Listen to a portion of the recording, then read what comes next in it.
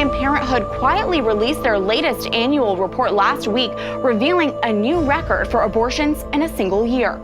During the 2018 to 2019 reporting year, Planned Parenthood committed 345,672 abortions. That is an increase of nearly 13,000 abortions from the previous year.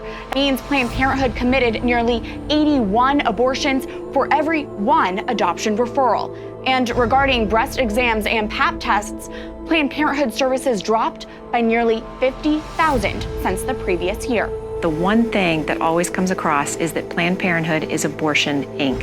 And the most stunning figure to come out of this year's report is the fact that they hit their all-time high in the number of abortions that they performed, over 360,000 abortions in 1 year. It's absolutely stunning. As abortions go up for Planned Parenthood, all of their other services that they like to point to, saying, no, we're not just abortion, have gone down. I mean, if you look at them, you've got contraception down 2%, Pap smears and tests down 7%, breast exams down 11%, cancer screenings down 8%, prenatal care down 68% since 2010. And to put that in perspective, for last year, Planned Parenthood killed 35 babies for every one woman it helped with prenatal care. So the last president was Dr. Leana Wen. She was the first doctor to kind of run the organization in about 50 years, considering it's women's health. She was let go because, as she said in her own words, I wanted to emphasize total women's health. They wanted to double down on abortion rights. So she was trying to get to the organization to actually focus on women's health. Lives matter or just some black lives? The black lives killed by black men matter, right? Yes?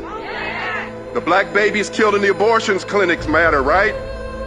Thought so.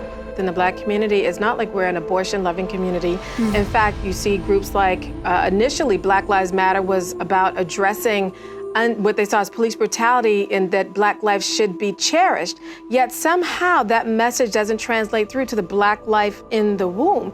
And so you see this great disconnect. Because they do recruit African-American activists or Latino activists to go after our women. But when you look at least in the Hispanic community, the majority, poll after poll shows that the majority of Hispanics are against abortion. They feel it's morally wrong. And if you look at the polls in Latin America, those numbers are even higher. 35% of the Latino population is foreign-born. They come from very socially conservative countries. And so they really oppose abortion. So why are these numbers so high in the community? It's because they have an aggressive effort, Planned Parenthood and other organizations, to target our community. And sadly, they target the poor. The U.S. Senate fails to pass the Born Alive Abortion Survivors Protection Act, essentially voting against a ban on infanticide. I would ask them to rethink this and to rethink the message that they are sending, because human life is precious. It is a gift from God. What this bill does is address the health care of a baby.